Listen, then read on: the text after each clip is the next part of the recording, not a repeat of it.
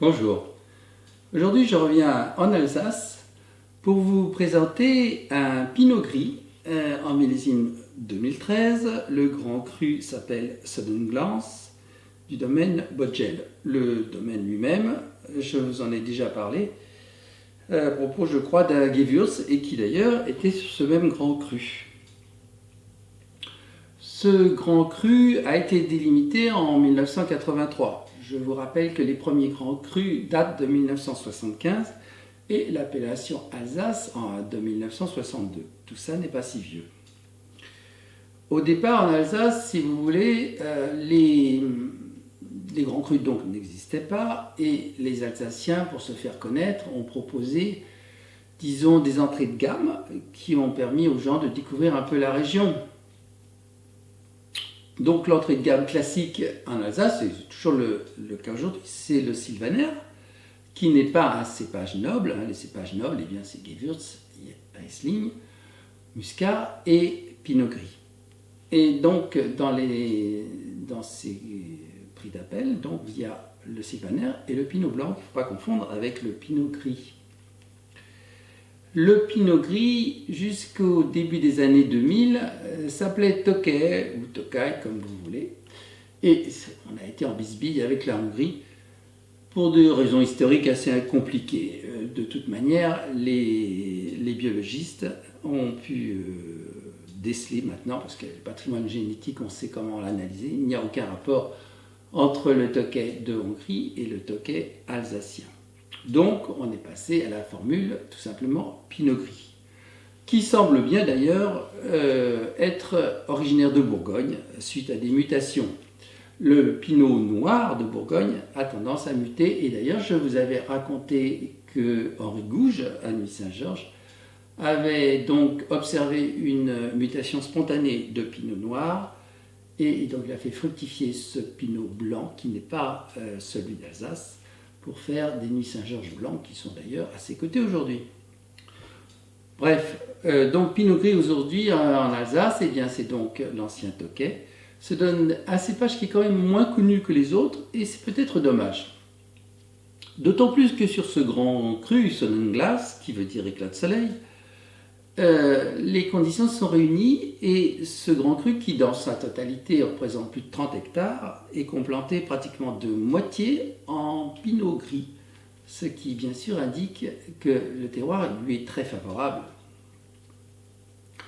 2013, c'est un millésime compliqué dans une bonne partie de la France. Je vous en ai longuement parlé à propos de Bordeaux.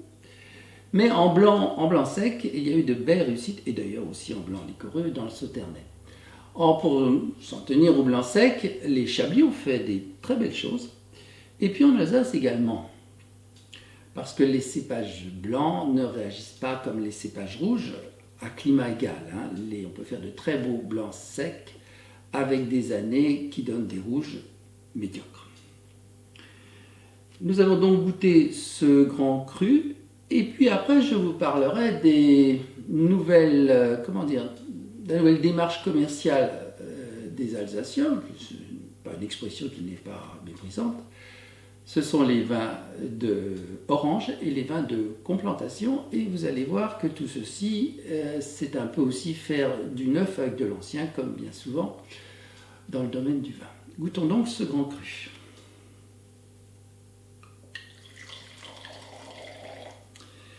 On voit tout de suite à la robe, on est dans un doré soutenu et qui indique bien sûr un millésime déjà ancien, puisque là il a allègrement 12 ans. Très joli nez, un peu sur l'abricot, presque sur la mirabelle, des notes légères, mentholées, des notes sucrées, de fruits exotiques, peut-être un peu de mangue. Par certains côtés d'ailleurs, ce nez évoque un peu le Sauternais.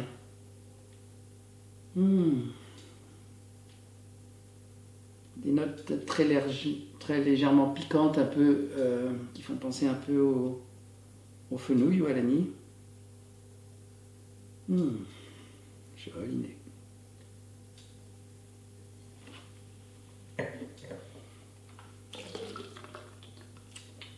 Il y a juste un petit peu de sucre résiduel qui donne une ampleur au vin. C'est un très joli grand cru. Et ça donne une belle image de ce cépage, un peu en retrait commercialement par rapport au Riesling et au Gewürz. Je suis toujours étonné d'ailleurs de voir comment ces vins d'Alsace, pour des blancs secs, vieillissent admirablement. Et celui-là, à 12 ans, on n'a pas du tout l'impression qu'il va se casser la figure la semaine prochaine. Alors, parlons un peu de ces deux types de vins qui sont apparus depuis quelques années, le vin orange et les vins de complantation. Commençons par les vins de complantation. Alors là, franchement, c'est faire du neuf avec de l'ancien. Pourquoi ? Parce qu'ils reprennent des techniques, si vous voulez, anciennes, dont je vous ai parlé à propos du Bordeaux Clairet, lorsque la vigne était plantée en foule, donc il n'y avait pas de rang de vigne, c'était un peu en vrac si vous voulez, cépage blanc, cépage rouge mélangés, et on vendangeait tout ça. Là, en Alsace, c'est la même idée, bien sûr, la vigne, comme on se présente sous son aspect moderne, mais les cépages sont effectivement mélangés, cépages blancs. Et donc, on fait donc des assemblages, et ce vin donc s'appelle vin de complantation. Alors, quel est l'intérêt ? Eh bien, en fait, on s'est aperçu que c'était une autre manière d'appréhender le terroir, puisque si vous voulez, là, on va mettre le terroir en avant, et beaucoup moins les cépages, puisque un assemblage de 4 cépages comme ça, c'est plus tout à fait ça qu'on va ressentir. Bien sûr, on va avoir des vins assez exubérants, mais qu'est-ce qu'il y a derrière ? Et donc, en comparant des complantations ici et là, on cerne les terroirs d'une manière originale. Le vin orange, lui, c'est en fait d'une macération pelliculaire de cépages blancs. Alors, vous me direz pourquoi orange ? Eh bien, si vous voulez, les peaux des raisins blancs sont souvent colorées, mais c'est très discret et on ne fait pas trop attention à ça.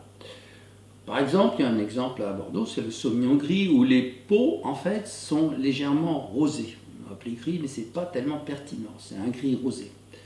Donc si on fait une macération pelliculaire, qui consiste tout simplement à traiter un jus blanc comme un jus rouge, on va laisser donc macérer les peaux et le jus, et on va extraire une légère couleur qui va donner donc des vins orangés. Comme vous le voyez, tout ça, pour moi, c'est un peu des curiosités. J'en ai pas encore goûté beaucoup, mais si j'ai l'occasion de goûter quelque chose de vraiment intéressant, bien sûr, je vous en ferai profiter à travers une vidéo. Je vous rappelle quand même que l'Alsace, au début, les bouteilles étaient donc de 70 centilitres, et aujourd'hui, elles ont été normalisées à 75. À l'avenir, avec la réutilisation du verre, il va falloir que les Alsaciens se méfient parce que, notamment par exemple dans ce domaine, les bouteilles de Grand Cru sont plus hautes que les bouteilles les autres et on ne voit vraiment pas l'intérêt. Alors ce sujet de réutilisation du verre, ça fait commencer. J'en ferai d'ailleurs une vidéo à l'occasion. Voilà, à bientôt.